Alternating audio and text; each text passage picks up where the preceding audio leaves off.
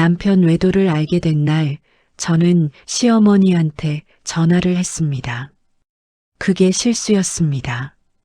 왜냐하면 그 상간녀는 시어머니가 직접 소개해준 여자였거든요.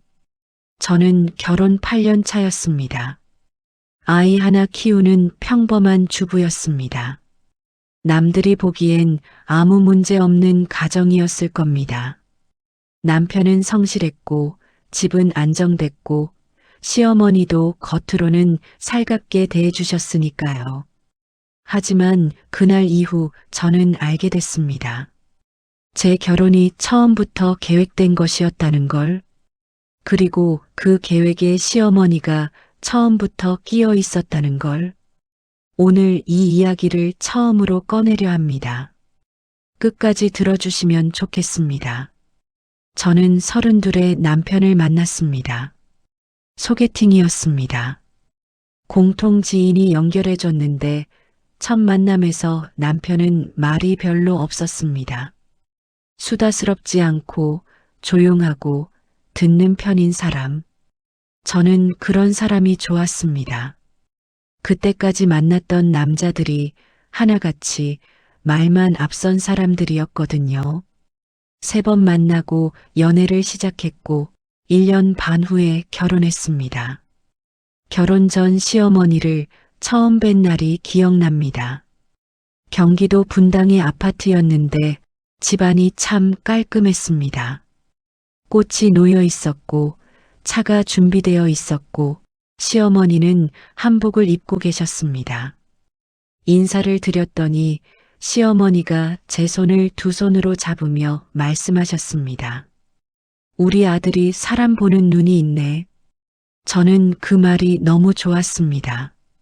이 집에 정말 잘 왔다는 생각이 들었습니다. 시어머니는 그날 직접 만드신 음식을 내오셨습니다.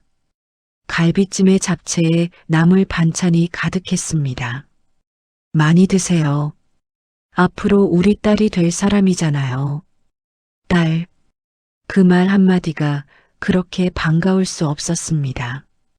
저는 친어머니가 일찍 돌아가셔서 어머니라는 존재에 대한 결핍이 컸습니다. 그래서 시어머니가 그렇게 살갑게 대해주실 때 진심으로 감사했습니다. 그 감사함이 나중에 얼마나 큰 상처가 될지는 그때는 몰랐습니다. 결혼 초반 몇 년은 나쁘지 않았습니다. 남편은 자상한 편은 아니었지만 성실했고 책임감이 있었습니다. 월급은 꼬박꼬박 가져왔고 집안일에 불평하지 않았고 아이가 생겼을 때도 기뻐했습니다. 저는 맞벌이를 하다가 아이가 어린이집에 다니기 전까지는 제가 봐야 할 것 같아서 회사를 그만뒀습니다. 남편은 괜찮겠냐고 물었습니다. 저는 괜찮다고 했습니다. 그때부터 남편이 경제적으로 유일한 기둥이 됐습니다. 아이를 키우면서 하루가 어떻게 가는지 모르게 바빴습니다. 이유식 만들고 기저귀 갈고 낮잠 재우고 남편은 늦게까지 일하는 날이 많았는데 저는 그게 당연한 줄 알았습니다. 시어머니도 종종 오셨습니다. 손자를 보러 오시는 거였는데 오실 때마다 뭔가를 사오셨습니다. 과일이나 반찬이나 아이 옷이나. 저는 그게 고마웠습니다. 그래서 시어머니가 오시면 더 신경 써서 밥을 차렸고 시어머니 좋아하시는 음식도 외워뒀습니다. 된장찌개는 조금 짜게, 나물은 참기름을 많이. 그렇게 8년이 흘렀습니다. 남편이 변한 건 결혼 7년 차 무렵이었습니다. 처음엔 작은 것들이었습니다. 퇴근이 늦어졌습니다.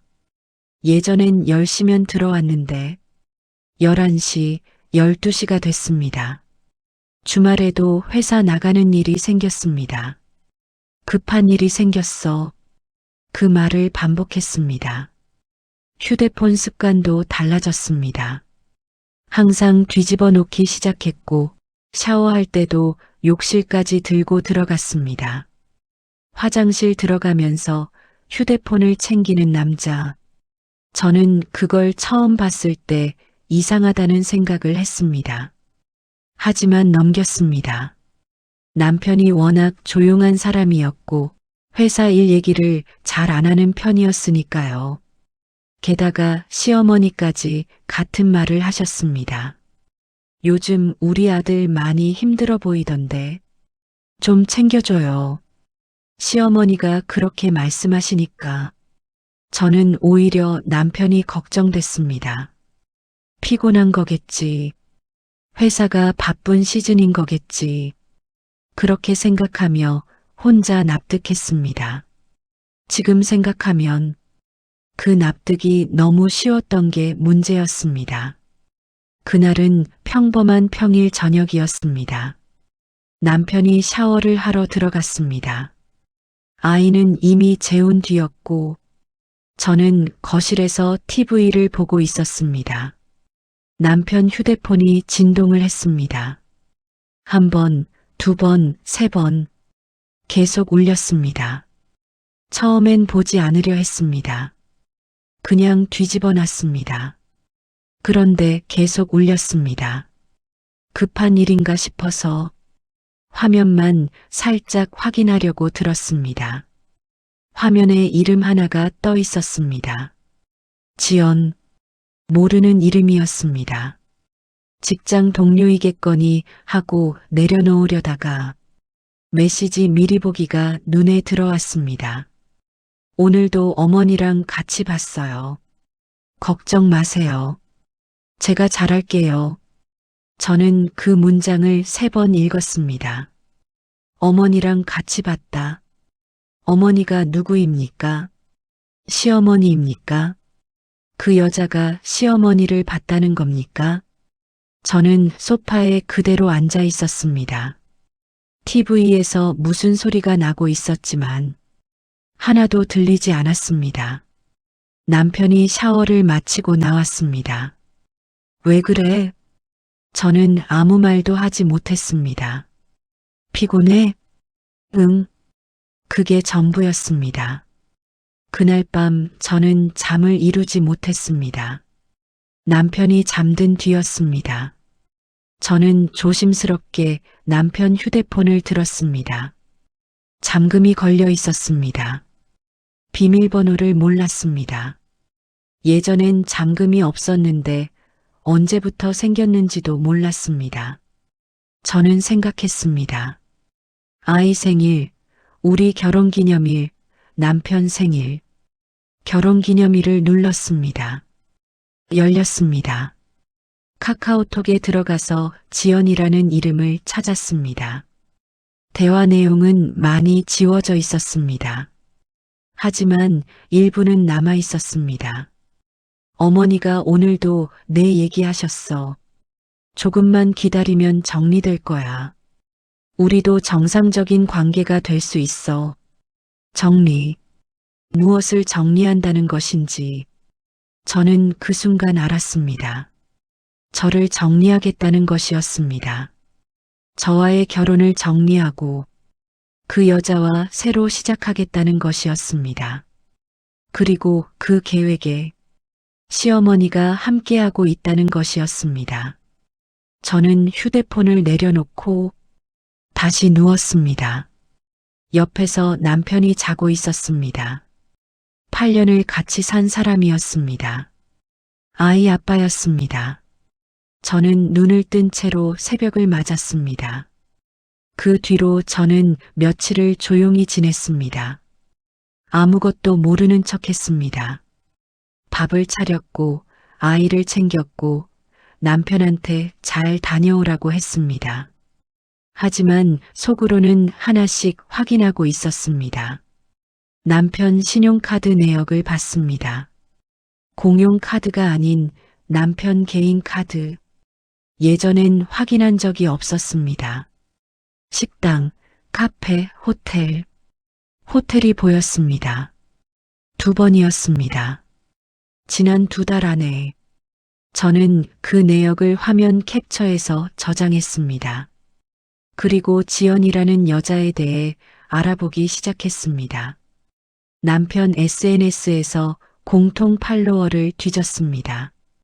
남편은 SNS를 거의 안 하는 편이었지만 예전에 올린 게시물에 좋아요를 누른 사람 중에 지연이라는 계정이 있었습니다.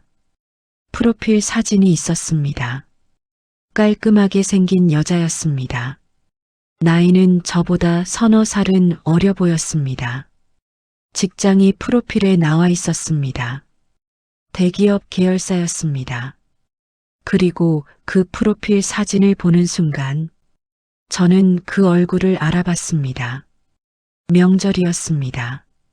추석이었는지 설이었는지 정확히 기억나지 않지만 시어머니 집에 갔을 때였습니다. 거실에 낯선 여자가 앉아 있었습니다. 시어머니가 소개하셨습니다. 아는 집 딸이야. 마침 왔길래 그 여자가 저를 보며 웃었습니다. 형님이시죠? 저는 그냥 웃었습니다. 명절에 지인 딸이 인사 온 거겠거니 했습니다. 그 여자가 시어머니를 참 살갑게 대했습니다. 차를 따라드리고 옆에 바싹 붙어 앉고 시어머니 말씀에 연신 웃음을 보였습니다. 그때 저는 저 사람 참 부침성이 좋다고 생각했습니다. 그게 다였습니다. 그런데 그 사람이 지연이었습니다. 제 남편의 상대가 되는 사람이 명절날 시어머니 집 거실에 앉아서 저한테 형님이라고 불렀던 겁니다. 저는 그 기억을 끄집어내면서 온몸에 소름이 돋는 걸 느꼈습니다. 그 명절 이전에도 왔다 갔을 겁니다. 그리고 그 명절 이후에도 계속 왔을 겁니다. 시어머니 집에, 제가 모르는 날들에 저는 시어머니 집에 가기로 했습니다. 혼자 갔습니다. 아이는 이웃에게 잠깐 맡겼습니다. 평소처럼 차를 마시며 얘기를 나눴습니다. 시어머니는 평소처럼 아이 얘기를 하셨고 남편 밥은 잘 챙겨주냐고 물으셨습니다. 저는 네네 하고 대답했습니다. 그리고 천천히 꺼냈습니다. 어머니, 지연이라는 분 아세요? 그 순간 시어머니 표정이 바뀌었습니다. 미세하게, 아주 짧게. 하지만 저는 봤습니다. 시어머니가 찻잔을 내려놓으며 말씀하셨습니다. 아, 그애? 그 말투가 너무 자연스러웠습니다. 당황한 기색이 없었습니다. 숨기려는 기색도 없었습니다. 마치 이 질문이 언젠간 올 거라는 걸 이미 알고 계셨던 것처럼 저는 참고 물었습니다. 어떻게 아세요? 시어머니가 한숨을 쉬었습니다. 짧게, 그리고 말씀하셨습니다. 사실 내가 소개해줬다. 저는 그 말을 듣고 아무 말도 하지 않았습니다. 시어머니가 계속 말씀하셨습니다. 넌 나쁜 애는 아니야. 저는 그 다음 말이 무엇일지 알 것 같았습니다. 근데 우리 집안이랑은 좀 안 맞아. 맞지 않는다는 말씀. 8년 동안 같이 살면서 한 번도 그런 말씀을 하신 적이 없었습니다. 명절마다 와서 음식을 드셨고 손자 볼 때마다 좋아하셨고 딸이라고 부르셨는데 안 맞는다는 말을 지금 처음 꺼내신 겁니까? 시어머니가 계속 말씀하셨습니다. 지연이는 집안도 좋고 직장도 좋고 우리 아들이랑 조건이 맞아. 저는 물었습니다. 언제부터요?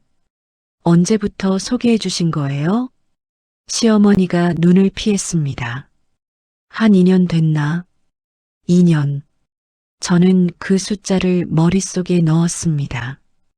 2년 동안, 제가 모르는 2년 동안 시어머니가 아들한테 다른 여자를 소개해줬고 그 여자는 시어머니 집에 드나들었고 남편은 그 여자와 관계를 이어왔습니다. 그리고 저는 그 2년 동안 시어머니 좋아하시는 음식을 외워서 밥을 차렸습니다. 집으로 돌아왔습니다. 남편은 퇴근해서 소파에 앉아 있었습니다. 저는 가방을 내려놓고 바로 말했습니다. 지연이 누구야? 남편은 고개를 들었습니다. 아무 말도 하지 않았습니다. 시어머니한테 듣고 왔어. 남편의 표정이 굳었습니다. 언제부터야? 남편이 천천히 말했습니다. 어머니가 소개해줬어. 저는 다시 물었습니다. 언제부터냐고. 한 2년. 2년이라는 말이 시어머니 입에서 나왔을 때와 남편 입에서 나왔을 때가 이렇게 다를 줄 몰랐습니다. 시어머니한테 들었을 땐 망치로 얻어맞은 것 같았는데 남편한테 들으니까 오히려 웃음이 나왔습니다. 어이가 없어서 나오는 웃음이었습니다. 처음엔 그냥 만난 거야. 남편이 말했습니다. 어머니가 소개해줘서 밥 한 번 먹었고 그 뒤로 연락이 됐는데 처음엔 그냥 아는 사람이었어. 저는 아무 말도 하지 않았습니다. 근데 점점 마음이 갔어. 그 말을 듣는 순간 저는 알았습니다. 이 대화는 더 이상 할 필요가 없다는 걸. 8년이 지워지는 데는 그 문장 하나로 충분했습니다. 저는 자리에서 일어났습니다. 그리고 아이 방으로 들어가서 자고 있는 아이 얼굴을 한참 봤습니다. 그 뒤로 며칠 동안 저는 더 알아봤습니다. 이미 알게 된 것들이 있었지만 전부 알아야 한다고 생각했습니다. 제대로 알아야 제대로 결정할 수 있으니까요. 지연이라는 여자의 SNS를 팔로워를 통해 들어가 봤습니다. 공개된 게시물은 많지 않았지만 몇 장의 사진이 있었습니다. 카페 사진, 여행 사진, 그리고 한 장, 어디선가 본 것 같은 배경이었습니다. 시어머니 집 거실이었습니다. 소파 옆에 놓인 화분이 시어머니 집에 있는 그 화분이었습니다. 저는 그 사진이 언제 올라온 건지 날짜를 확인했습니다. 1년 전이었습니다. 1년 전에 그 여자가 시어머니 집 소파에 앉아서 사진을 찍었습니다. 그리고 그 명절, 저와 같은 거실에서 마주쳤습니다. 저는 그 사진 날짜 옆에 제가 그날 뭘 했는지 기억해 보려 했습니다. 아마 아이 데리고 마트 갔다가 왔을 겁니다. 남편 밥 챙겨주고 빨래 돌리고 그 시간에 그 여자는 시어머니 집에 있었습니다. 저는 더 알아보다가 그만뒀습니다. 알면 알수록 힘이 빠졌습니다. 분노보다 허탈함이 더 컸습니다. 이 집에서 저만 몰랐던 겁니다. 며칠 뒤 시어머니한테서 전화가 왔습니다. 며느리야, 우리 한번 보자. 저는 나가지 않았습니다. 지금 몸이 좀 안 좋아서요. 시어머니가 말씀하셨습니다. 아, 그래. 그럼 내가 갈게. 저는 말했습니다. 괜찮습니다. 오시지 않아도 됩니다.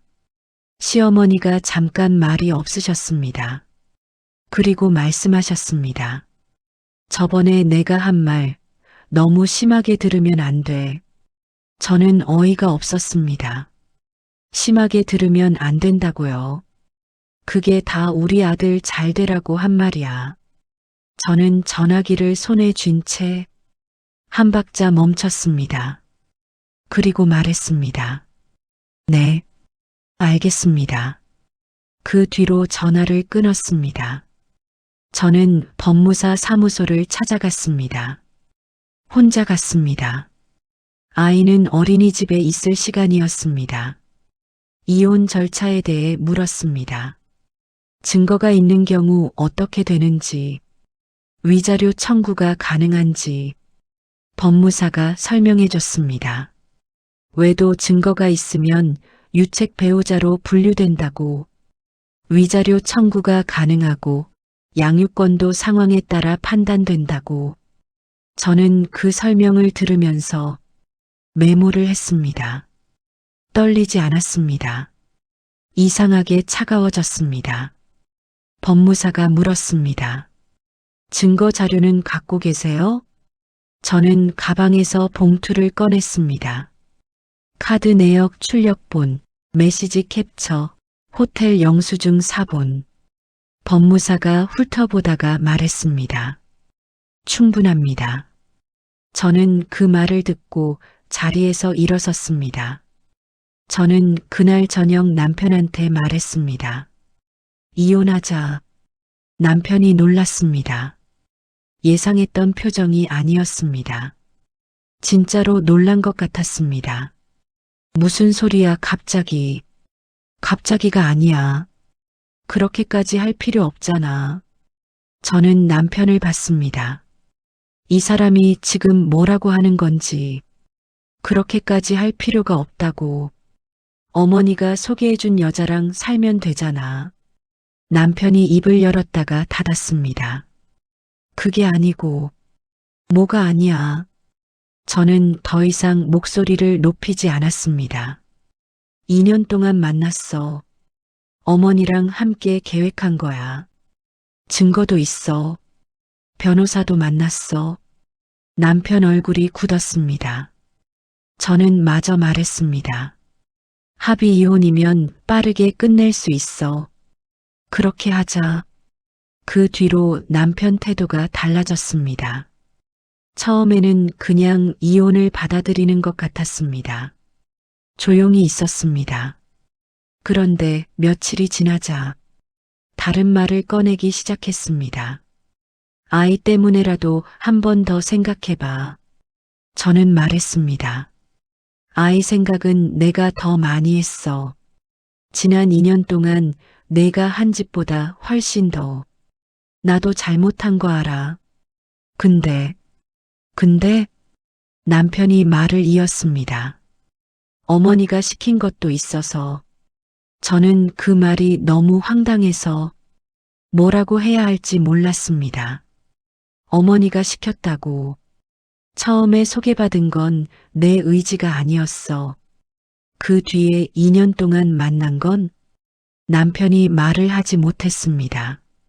저는 더 이상 그 대화를 이어가지 않았습니다. 어머니가 시켰다는 말이 항변이 되는 나이가 있습니다. 그건 적어도 40이 넘은 사람한테는 해당이 되지 않습니다. 이혼 얘기가 진행되면서 시어머니가 다시 연락을 해왔습니다. 이번엔 직접 집 앞으로 오셨습니다. 문을 열지 않으려다가 아이가 있어서 열었습니다. 시어머니가 들어오셨습니다. 아이를 보시며 잠깐 웃으셨다가 저를 보며 말씀하셨습니다. 내가 좀 참았으면 됐잖아. 저는 그 말을 들었습니다. 제가 참아야 했다고. 8년 동안 성실하게 살았고 아이를 키웠고 시어머니 밥상을 챙겼고 남편 뒷바라지를 했는데 제가 참아야 한다고. 저는 말했습니다. 어머니, 저는 이미 충분히 참았습니다. 시어머니가 뭔가를 더 말하려 하셨습니다. 저는 먼저 일어섰습니다. 오늘은 여기까지만 하시죠. 시어머니가 돌아가셨습니다. 저는 문을 닫고 잠금을 걸었습니다. 지금 저는 이혼 소송이 진행 중입니다. 합의가 되지 않아서 소송으로 갔습니다. 남편이 위자료에 합의를 안 했습니다. 변호사를 선임했습니다. 재판은 처음이라 모든 게 낯설었지만 하나씩 해나가고 있습니다. 아이는 제가 키우기로 했습니다. 남편도 그건 받아들였습니다. 아이한테는 아직 정확한 말을 하지 않았습니다. 아이가 초등학교 저학년이라 그냥 아빠랑 잠깐 떨어져 있는 거라고만 했습니다. 나중에 아이가 크면 어떻게 말해야 할지 아직 모르겠습니다. 솔직히 모르는 게 많습니다. 소송이 어떻게 끝날지, 이혼 후에 어떻게 살아갈지, 아이를 혼자 키우는 게 어떨지, 하나하나 생각하면 막막합니다. 하지만 한 가지는 압니다. 이 집에서 나오는 것이 제가 할 수 있는 가장 옳은 선택이라는 것을 지금 이 이야기를 들으시는 분들 중에 비슷한 상황에 계신 분이 있을지 모르겠습니다. 남편의 외도, 시어머니의 배신, 8년이라는 시간, 이런 걸 겪으면 제일 먼저 드는 생각이 내가 뭘 잘못했나입니다. 저도 한동안 그 생각을 했습니다. 내가 더 잘했으면 됐을까?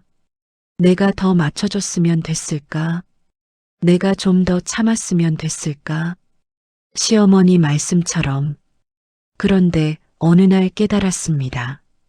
어떤 결혼은 처음부터 지켜질 수 없는 결혼이었다는 걸, 상대방이 처음부터 다른 마음을 먹고 있었다면, 그 주변 사람들이 처음부터 다른 그림을 그리고 있었다면, 제가 아무리 잘했어도 결과는 같았을 겁니다. 그 결론을 내리는데 꽤 오랜 시간이 걸렸습니다. 그리고 그 결론 덕분에 이제 조금 앞을 볼 수 있게 됐습니다. 결혼이 끝나는 게 인생이 끝나는 게 아닙니다. 저는 이제 40이 조금 넘었습니다. 아직 많이 남았습니다. 오늘 이야기를 끝까지 들어주셔서 고맙습니다.